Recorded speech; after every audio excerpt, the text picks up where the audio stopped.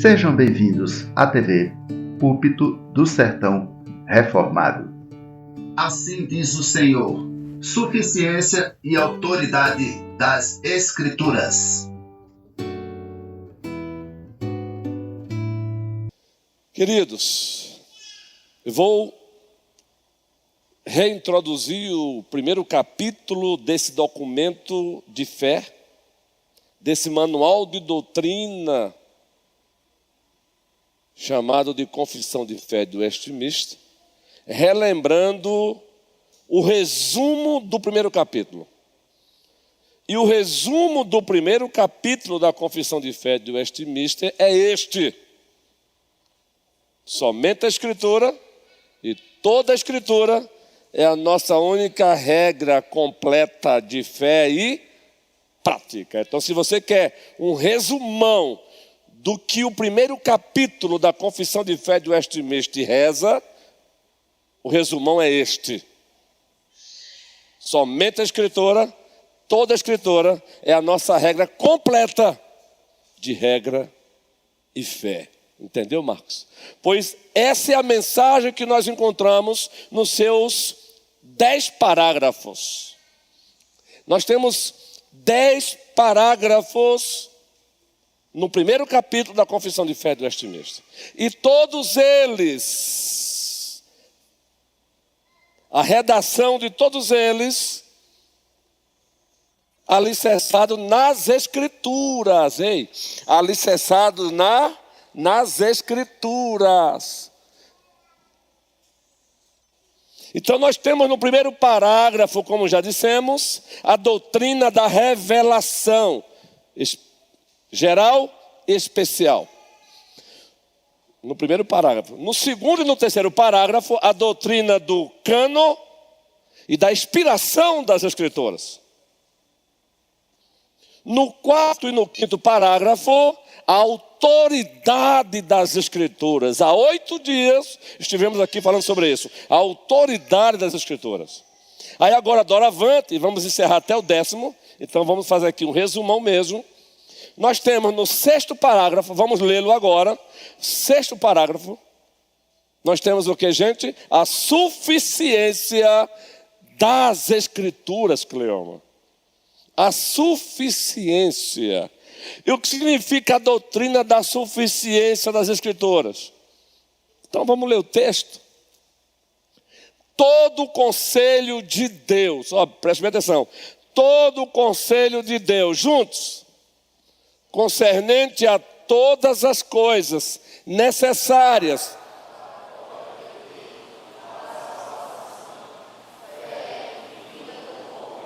ou é expressamente declarado na Escritura, ou pode ser lógica e claramente deduzido dela. A Escritura nada se acrescentará em tempo algum, nem por novas revelações do Espírito, nem por tradições dos homens. E o texto continua. Reconhecemos, entretanto, ser necessário a íntima iluminação do Espírito de Deus para a salvadora compreensão das coisas reveladas na palavra. E que há algumas circunstâncias quanto ao culto de Deus e ao governo da igreja, comum às ações e sociedades humanas, as quais têm de ser ordenadas pela luz da natureza e pela prudência cristã, segundo as regras gerais da palavra, que sempre devem ser observadas. Então vamos dissecar isso, vamos elucidar, vamos interpretar o que já está claro.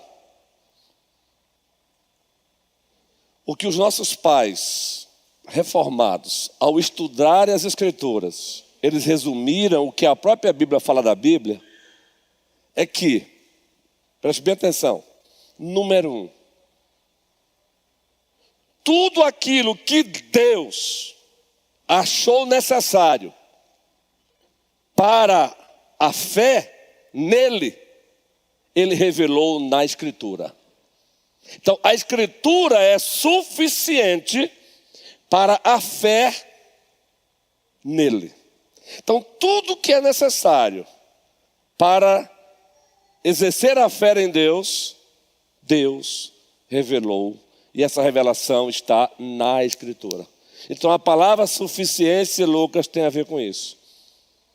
Não temos que buscar outras fontes quando o assunto é fé salvadora. E aí Paulo, escrevendo aos Romanos, diz: a fé vem pelo ouvir, e ouvir quem? A palavra de Deus. Então ela é suficiente para a fé salvadora. Segundo, veja, o próprio texto diz isso. Ela é suficiente, preste bem atenção, para a vida cristã. Olha aí, olha, para a glória de Deus, eu estou lendo de trás para frente. Eu não estou lendo na ordem, a didática. Primeiro, para a fé salvadora. Segundo, já foi citado aí, salvação. Terceiro, vida cristã. A vida do homem aí é vida cristã.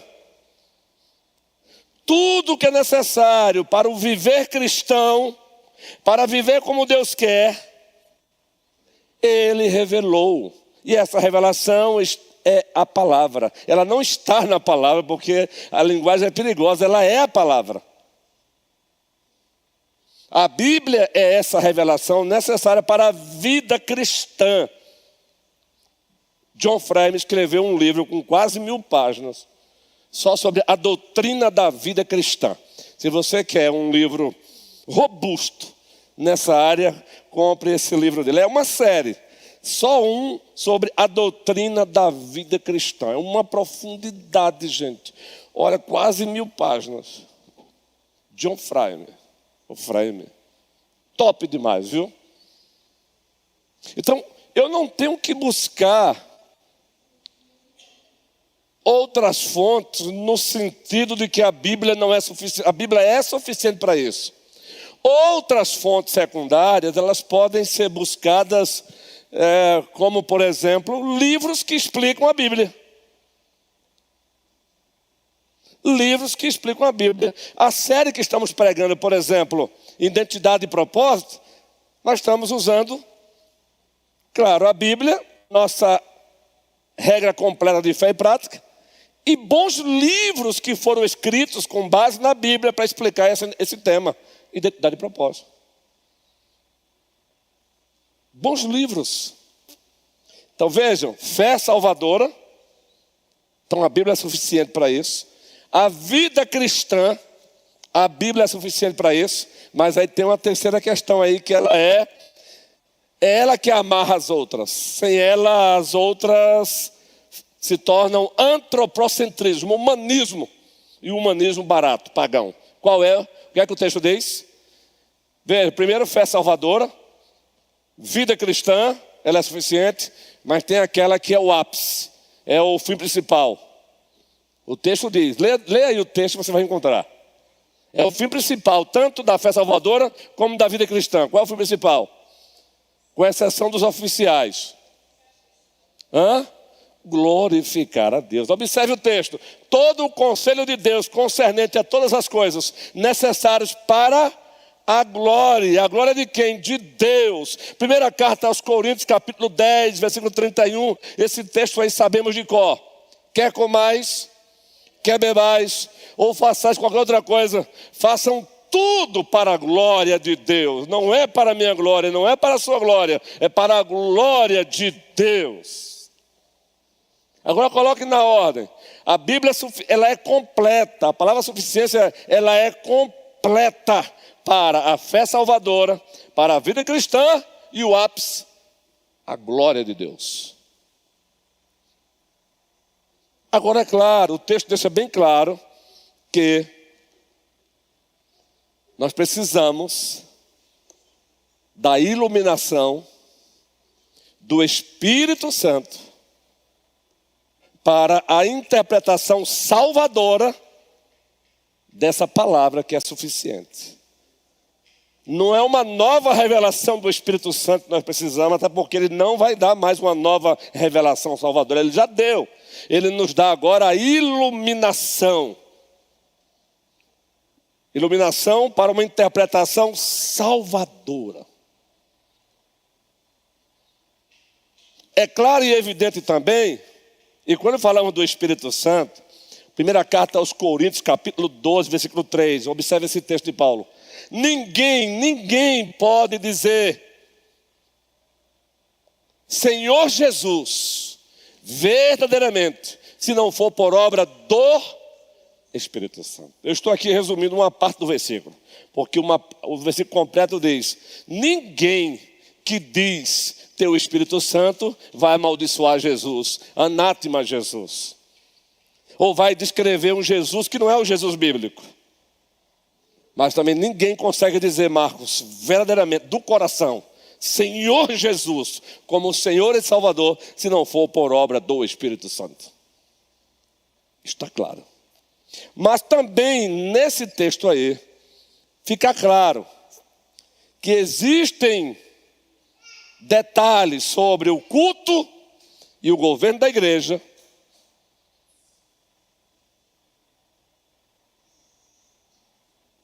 que Deus nos dá uma certa liberdade regida pelos princípios gerais da palavra. Porque as culturas mudam, os tempos são outros.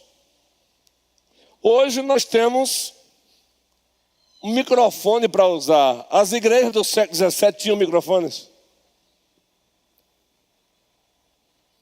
Se vamos ter 2 cultos ou 3 cultos, a Bíblia diz isso?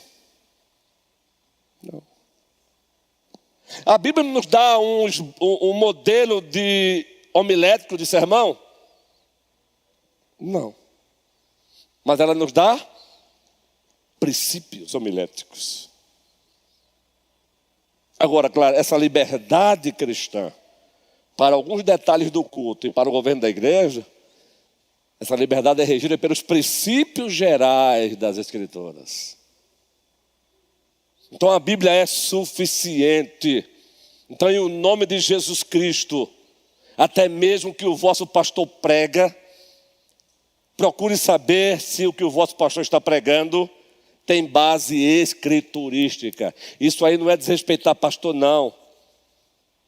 Você não desrespeita pastor quando você verifica. Paulo elogiou quem lá no primeiro século? Paulo elogiou uma igreja lá. Ele elogiou uma turma boa cristã, porque fizeram o quê? Os bereanos. Na medida que ele pregava, eles, é bíblico. Isso não é desrespeito, não. Isso é zelo. Zelo pela palavra de Deus. Agora, faça isso com humildade. Deus resiste aos soberbos e dá graça aos humildes. Então, cuidado, meus irmãos. Cuidado até com o que se escuta aí no YouTube. Louvado seja o Senhor pelo YouTube. Eu mesmo sou beneficiário por ele. Eu também preciso ser alimentado por pregações. Então, às segundas-feiras, às vezes, eu passo o dia em casa assistindo colegas pastores para alimentar minha alma. Só quando eu não posso, mas toda segunda-feira eu ligo lá a Conexão com Deus, que é uma bênção, né? Quando não é o pastor Hernandes, é o Arival ou outro. Mas cuidado para você não achar que tudo que reluz é ouro. Tem muita besteira sendo dita por aí em nome de Deus. Muita coisa sendo dita em nome de Deus que não tem nada a ver com... Não tem base escriturística. Ok? Vamos lá. O 7º parágrafo. A clareza das Escrituras. Suficiência. Agora a clareza.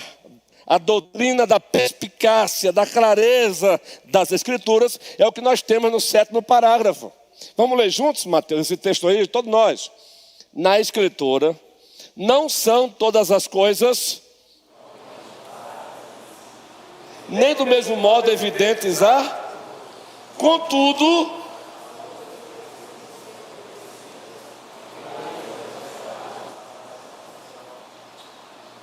em um ou outro passo da Escritura são tão claramente expostas e explicadas que não só os doutos, mas os indoutos, no devido uso dos meios ordinários, pode alcançar uma suficiente compreensão delas.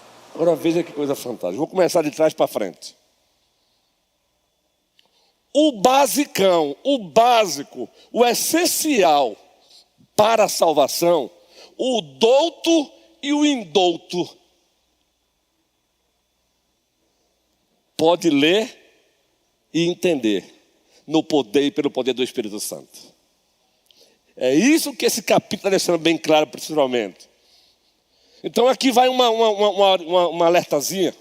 Às vezes ficamos mais preocupados com aquilo que Deus não revelou do que com aquilo que Deus revelou para a gente fazer. Às vezes geramos um tempo de debate em coisas que Deus não revelou, enquanto aquilo que Deus revelou para que façamos, a gente não dá a mínima importância. Deuteronômio 29 diz o quê?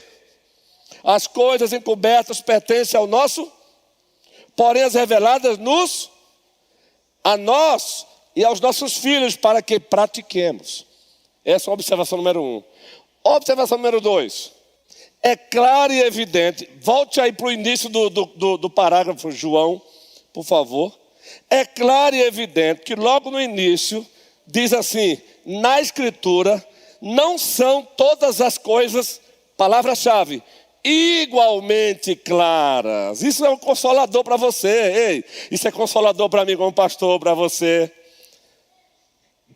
E Deus quis que fosse assim. Na Escritura não são todas as coisas igualmente claras em si. Na Escritura, algumas coisas são mais claras do que outras. O próprio Pedro, o apóstolo, fez menção a isso. Ele leu os escritos de Deus, escrito por Paulo, foi o que ele disse. Vamos ler o texto? Vamos ler aí, gente, o texto de 2 Timóteo 3,16. O próprio apóstolo Pedro diz: gente, olha, o nosso irmão Paulo escreveu algumas coisas, ele não disse impossível de entender, ele disse difícil de entender. Se Pedro disse isso, meu irmão, não é porque você é burro que alguma coisa você não entende, não. Isso me leva, como pastor, a ter paciência com as ovelhas, ter paciência com outro colega pastor. E Deus quis que fosse assim. Sabe para quê, gente? John Piper escreveu um livro, Pastor Mestre e Mestre Pastor. E um outro livro foi Nós Não Somos Profissionais. E nesse Pastor Mestre e Mestre Pastor, tem um capítulo que ele diz: por que Deus deixou textos difíceis na Bíblia? Por que Deus deixou que Paulo escrevesse alguns textos que para o próprio Pedro disse que era difícil de entender? Ele não disse impossível, difícil. Por que Deus fez isso? Aí John Piper diz: para colocar todo mundo com a boca no pó. Até nisso Deus é perfeito, gente. É para colocar todo mundo dependente dele, é dependência total. Vamos ler o texto, todos juntos? Não, eu citei errado aí, não foi? É 2 Pedro 3,16, eu citei Timóteo, é 2 Pedro 3,16. Me perdoa aí, gente, eu citei errado para vocês, é 2 Pedro 3,16, isso, vamos lá. É Pedro aí, viu? Ao falar acerca desses assuntos, vamos ler antes para ficar bem mais compreensível. O 15, vamos lá, o 15, por favor. O 15, versículo 15. Isso. E tende por salvação a longanimidade do nosso Senhor, como igualmente nosso amado irmão Paulo vos escreveu, segundo a sabedoria que lhe foi, grave isso, viu? Segundo a sabedoria que lhe foi dada. Aí ele continua: ao falar acerca desses assuntos, como de fato costumava fazer em todas as suas epístolas, nas quais, todos juntos, há certas coisas difíceis de entender, que os ignorantes e instáveis deturpam, como também deturpam as demais escrituras, para a própria destruição deles. Nem tudo na Escritura é igualmente claro, e Deus quis que fosse assim, para que todo mundo botasse a boca no pó, para gerar dependência, para que o pós-doc em teologia e o irmãozinho que nunca fez grego e hebraico, ambos se prostrem, meu irmão.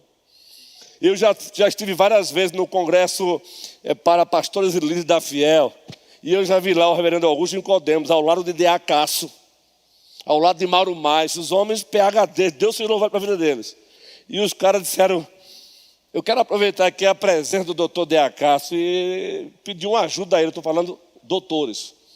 Porque tem um texto na Escritura, lá em 2 Coríntios. Eu completo em meu corpo o sofrimento de Cristo. Aí ele perguntou, até hoje, reverendo De Acacio, e o outro lá traduzindo, eu me debato com o significado dessa parte aqui. Aí todo mundo naquela expectativa que De Acacio, fera em Novo Testamento, eu tenho um livro dele, vai resolver o problema agora, De Acacio. Ó, mais de 2.000 pastores ali em Silésio Guerreiro. Aí De Acacio desse, em outras palavras, ai que bom, eu pensei que apenas eu tinha dificuldade com esse texto, até hoje também eu tenho dificuldade, me ajudem. Aí foi aquela risada maravilhosa. Sabe o que é isso? Humildade, humildade, humildade. Isso é maravilhoso, Guilherme. Só que voltemos para o parágrafo lá rapidinho, porque tem mais um detalhe aí. No início, João, primeira parte, nem tudo na Escritura é igualmente claro. 2 Pedro 3,16. Deus quis que fosse assim, para botar todo mundo no seu devido lugar, guerreiro. Pós-doc, quem nunca estudou grego e hebraico, todo mundo no seu devido lugar. Mas tem a segunda parte aí, observe.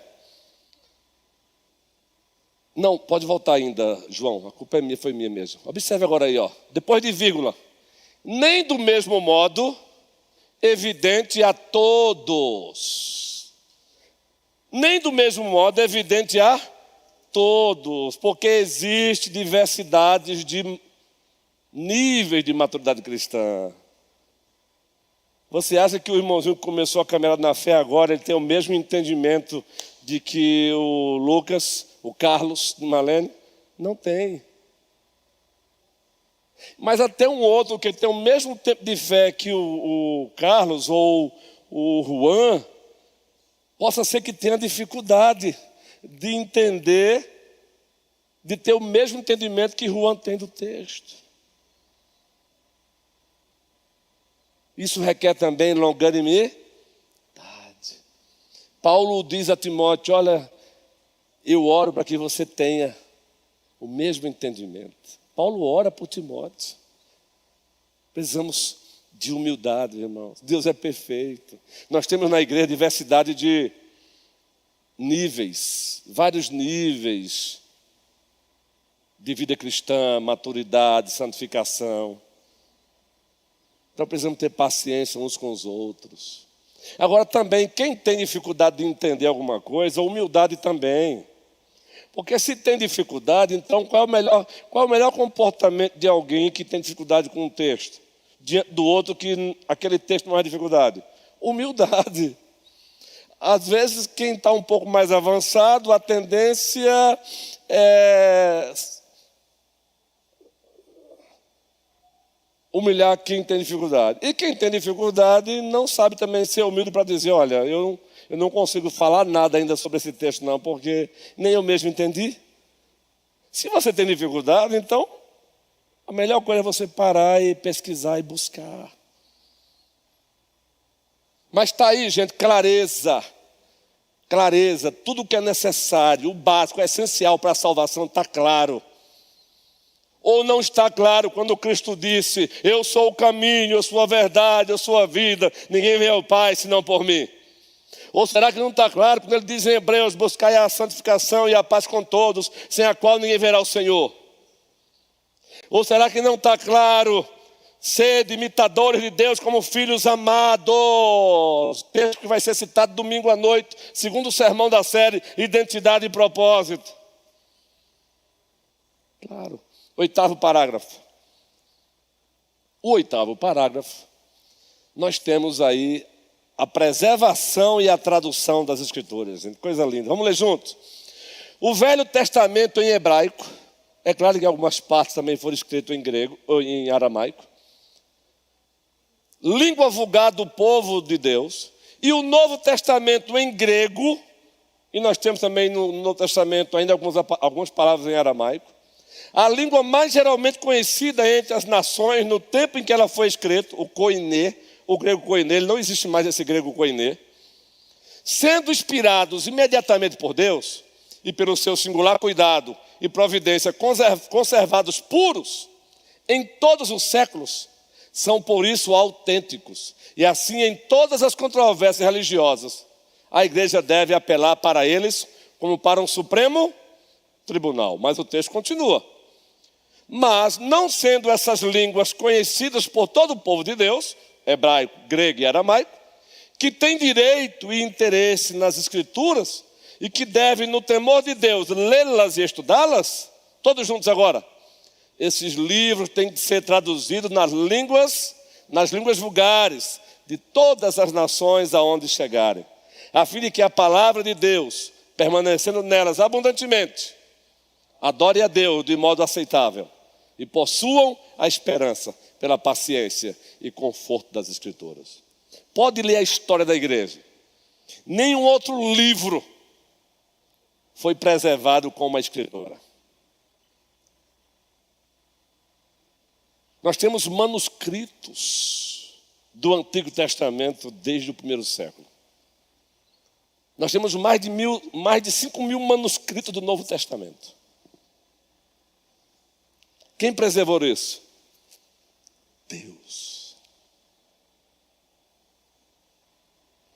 Deus preservou a palavra. E lá no primeiro parágrafo foi dito isso. Mas ele não só preservou. De lá para cá ele tem levantado homens, dado a eles o dom de serem poliglotas. E traduzem hebraico para o português, grego para o português. Quem é lá da América do Norte, hebraico para o inglês, grego para o inglês. Imagina traduzir o hebraico para o chinês, o mandarim. Já pensou? Isso é obra de Deus, gente. Até mesmo essas pessoas, homens e mulheres que Deus usa para traduzir as Escrituras, isso também é missões, é obra de Deus. Nós temos a Bíblia hoje completa em português, porque Deus a preservou, e Ele continua levantando hoje homens que são especialistas em tradução. Tem homens que trabalham só nisso no Brasil, traduzindo do hebraico para o grego, ou do hebraico para o português, do grego para o português. As muitas versões é porque cada um procura sinônimos, ou as fontes no grego que eles usam no hebraico. A igreja precisa saber disso, precisa, pois a nossa Bíblia em português ela não veio do nada. As línguas originais, hebraico, um pouquinho de aramaico, Antigo Testamento, Novo Testamento, grego. Eu tenho uma Bíblia em casa em hebraico, eu tenho uma Bíblia em casa em grego. Aliás, é por isso que os pastores precisam estudar. Dos pastores são exigidos a matéria de hebraico, a matéria de grego, para estudar exegese e fazerem uma boa hermenêutica. Mas, queridos, você não é obrigado a conhecer a igreja de hebraico para saber que você tem a palavra de Deus na sua mão, bem traduzida por homens de Deus. Bem traduzida por homens de Deus. Nós temos aí a mais conhecida entre os presbiterianos, a Almeida atualizada.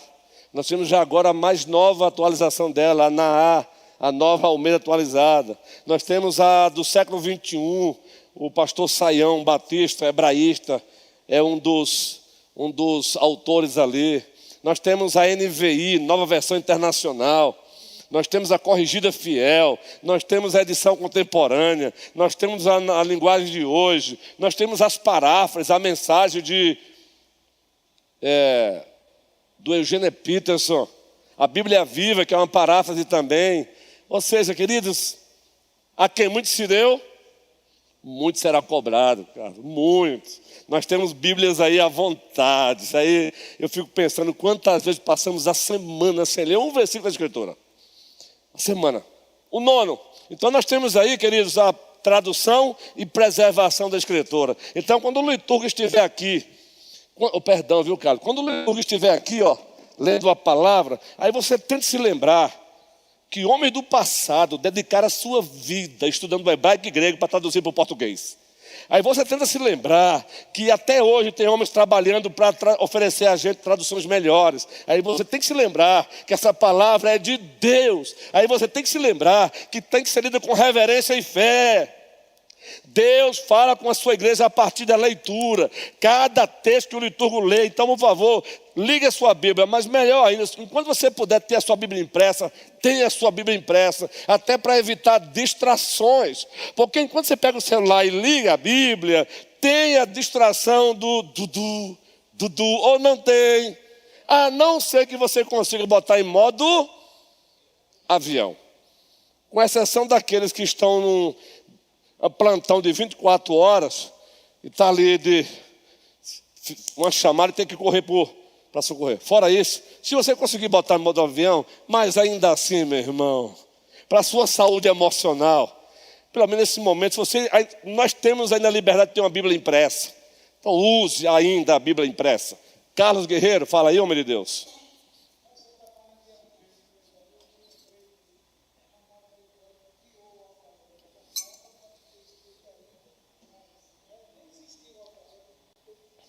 Ronaldo Lindório, nosso irmão brasileiro, entre os concombas. Entendeu, gente? Então, olha que história linda. Então, pega a sua Bíblia assim, ó, tenha zelo por ela. Nós temos uma mania também no Brasil, assim, de, sabe, deixa para lá. A gente precisa tomar um pouco mais de cuidado, até como a gente pega a nossa Bíblia e bota no sofá, né? Eu não estou chamando você para idolatrar papel, não, mas aqui é muito mais do que papel, é a palavra de Deus. De Deus. Alguém pega aqui sua identidade e joga assim? Sua identidade. Joga não, né? Alguém pega um cartão de crédito e joga em qualquer lugar? Ah, joga não, guerreiro. Joga cartão de crédito em qualquer lugar, não. Onde é que está a escritura da tua casa? Em qualquer lugar? Menina, três sacolinhas no cofre, meu amigo, mas a palavra de Deus. Eu vou contar a história aqui rapidinho para fechar. Quem levantou a mão aí? Ninguém não, né? Isso, digital. É uma história narrada em livros. Então, com todas as ressalvas, às vezes, dos exageros de quem conta a história, mas a história é linda. O pastor veio visitar uma ovelha. E o pastor sabia que ela estava passando por necessidade. Pediu que ela pegasse a Bíblia dela, ela pegou a Bíblia. Sem que ela percebesse, colocou um envelope na Bíblia dela. Para que depois que ele saísse, ela fosse lá, abrisse a Bíblia e tivesse o envelope. Tempo depois, uma outra visita pastoral, Nanda. E o pastor, não para a glória dele, mas esperando que a irmã dissesse: pastor, não sei o que aconteceu. Foi Deus mesmo. Eu abri minha Bíblia e estava um envelope lá com dinheiro. O pastor simplesmente pergunta, dias depois, a irmã não recebeu nenhuma bênção de Deus? Não, por quê? Cadê a Bíblia da irmã? Pegue lá a Bíblia da irmã. E cadê a Bíblia? Mexe para lá, mexe para cá, encontrou a Bíblia em cima do guarda-roupa, cheio de poeira. Abre aí a Bíblia do meu amorzinho, abre. Estava lá o envelope com o que ela estava precisando. É assim que muitas vezes fazemos, meu irmão. A gente precisa tomar coragem, dizer: Senhor, nos perdoa. Senhor, nos perdoa, porque muitas vezes banalizamos a tua palavra. E a conversazinha nossa é: Deus vê o coração. É justamente. E a Bíblia diz, ele vê tanto o coração que ele diz: a boca fala do que está cheio o coração. As suas atitudes revelam de fato o que está no coração. A oferta estava lá, a Santa de Deus passou mais de uma semana sem abrir a Bíblia, meu irmão. Se tivesse feito isso, estava o envelope lá com a oferta que o pastor levou da igreja para ela. É mole ou quer mais? Que o Senhor tenha misericórdia de nós. Aí o cristão não lê a Bíblia, e depois chega para o pastor e diz: minha fé está tão fraca, pastor. Eu digo: ô, meu irmãozinho, e é para menos. Tu passa a semana sem comer feijão, sem comer arroz, sem comer ovo, e aí tu diz que está com o corpo fraco.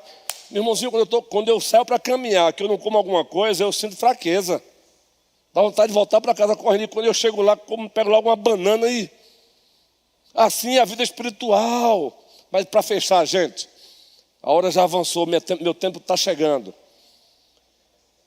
9º parágrafo. Nós temos aí a doutrina da interpretação. Olha o que os nossos pais fizeram. Eles nos deram uma regra, eles nos ofereceram uma regra áurea de interpretação. E aí, preste bem atenção. É exigido dos pastores que conheçam a hermenêutica, exegese. Mas não pense que só os pastores podem ter livre exame da Bíblia. E aí tem uma regrazinha áurea que os próprios pastores precisam dela para preparar o sermão. Vamos ler o texto? Juntos, todos juntos. A regra infalível de interpretação da Escritura. Ficou claro agora? A regra infalível de interpretação da Escritura é a mesma Escritura. Prossigamos. Portanto, quando houver questão sobre o verdadeiro e pleno sentido de qualquer texto da Escritura, sentido que não é múltiplo, mas único, todos juntos, esse texto pode ser estudado e compreendido por outros textos que falem mais claramente. Quando você tiver dificuldade com um determinado texto, preste bem atenção. A Bíblia tem outros textos que ajudarão você a entender aquele texto difícil. Quem fez isso, irmão? Quem foi que fez essa conexão? O autor primário dela. Deus, o Pai, o Filho e o Espírito Santo. Por isso que é necessário ler a Bíblia. Lectio continua, lectio continua. Não leia a Bíblia apenas fragmentada. Tente ler a Bíblia, lectio continuo. O que é isso? Pega o Evangelho de Mateus e leia capítulo por capítulo, capítulo por capítulo, parágrafo por parágrafo. Você vai ver os apóstolos fazendo isso, interpretando o antigo à luz do novo, o novo à luz do antigo, querido. Os apóstolos fizeram isso.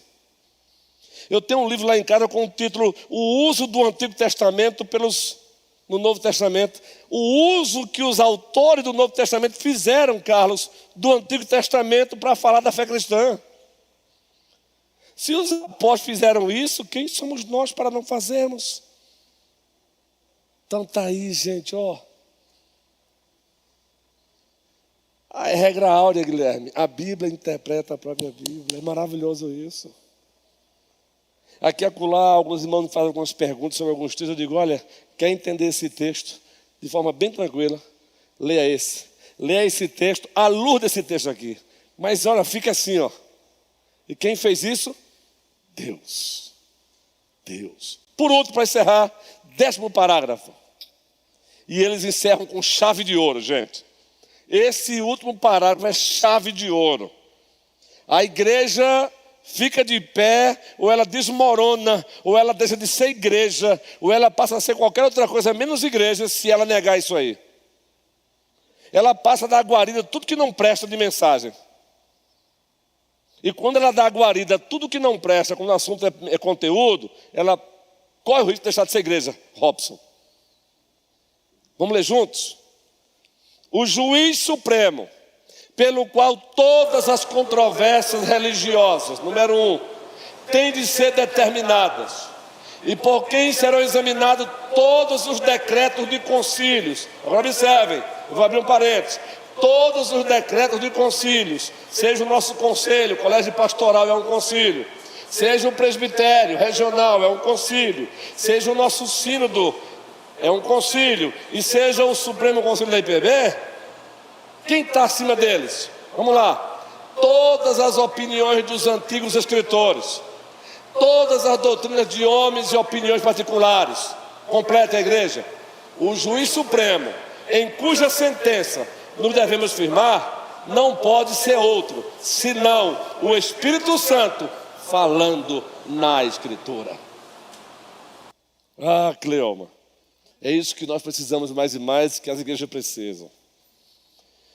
Eu confesso que às vezes eu olho para a Jade assim, eu vejo algumas conferências sendo propostas por algumas igrejas, e eu olho para os convidados e digo, meu Senhor, tenha misericórdia. Não é desprezo às pessoas que são convidadas, mas você percebe que é pura superficialidade o que vão ouvir, porque você tem visto por aí. Aí eu pergunto, meu Senhor, o que é que esses pastores estão fazendo? Eles estão alimentando esses próprios preletores ou preletoras, porque estão passando a ideia para eles de que eles estão bem, quando na verdade não estão, eles mesmos são superficiais.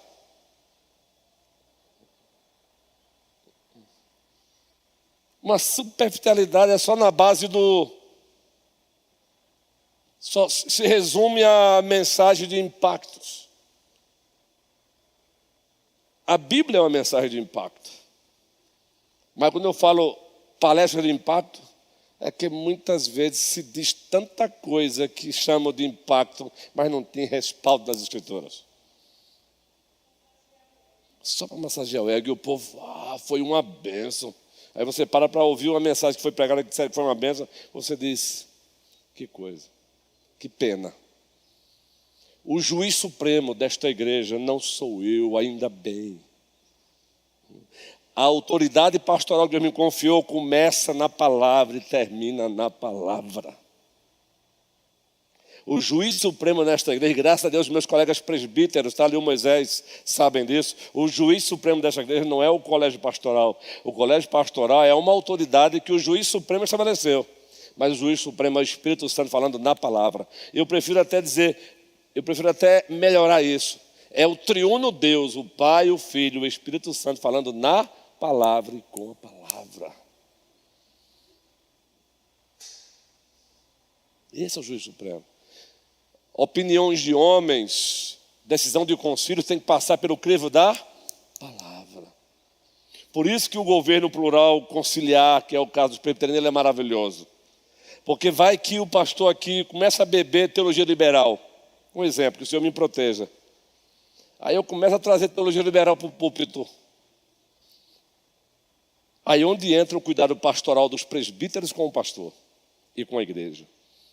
Porque o conselho percebeu, teologia liberal, o pastor pregando teologia liberal, qual deve ser o primeiro trabalho dele? Primeiro me socorrerem da teologia liberal. Primeiro me socorrerem. Não é botar só o dedo na minha cara, me socorrerem. É que chamarem para uma reunião e dizer, meu pastor, nosso pastorzão, nosso colegão, eu não sei se o senhor percebeu o que está acontecendo. Do sermão tal, ela é teologia liberal pura, homem. O que está acontecendo? Primeiro é isso, carinho, é amor. Se o cara for humilde, eita rapaz, foi mesmo, que vacilo. Chamar o arrependimento. A não ser que o cara já tenha bebido mesmo convictamente, aí o conselho vai dizer, pastor, aí não dá, né? Aí é a palavra do Senhor Deus. Entenderam agora, gente, como é bacana isso? Mas o membro comum também pode, em fórum próprio. O pastor está pregando teologia da prosperidade aqui. Peça um gabinete pastoral com o pastor. Pastor, isso é teologia da prosperidade. Isso não acha, não? Com humildade. Entendeu? Um pastor que ama a Deus e ama a igreja, ele não tem medo da verdade. Ele ama a verdade. Porque a mesma verdade que protege ele, protege a igreja e protege ele. Entendeu, queridos? Gente, que Deus nos abençoe. Que Deus nos ajude, em nome de Cristo. Amemos essa palavra. Lâmpada para os meus pés é a tua palavra, e luz para os meus caminhos. A partir de mim, leiamos mais essa palavra, Invista em você mesmo. Compre um bom livro que possa também te ajudar na leitura dela. Tem. E se você quer uma dica sobre isso, está aqui, eu vou repetir novamente. Por favor, em nome de Cristo, um guia de estudo da Confissão de Fé do Westminster. Aqui, mas se você quer algo que de início seja um pouco mais didático para você, somente a Escritura, a doutrina reformada das Escrituras. Paulo Anglada já está com o Senhor. Esse livro é muito gostoso de ler. Tem um também que é o que o presbítero Humberto sempre usa na classe Catecúmenos, é um dos que ele usa, Doutrinas Básicas da Fé Cristã, de Wayne Grudem, muito bom. Então tem matéria, é um dos livros que ele usa. Então muito bom. Então que o Senhor nos abençoe. Que o Senhor nos abençoe em nome de Jesus Cristo. Amém. Quinta-feira iniciaremos um treinamento sobre pequenos grupos de evangelização. Vai ser uma bênção, viu, gente? Então é para toda a igreja. Então se você vai estar aqui, você vai ser abençoado.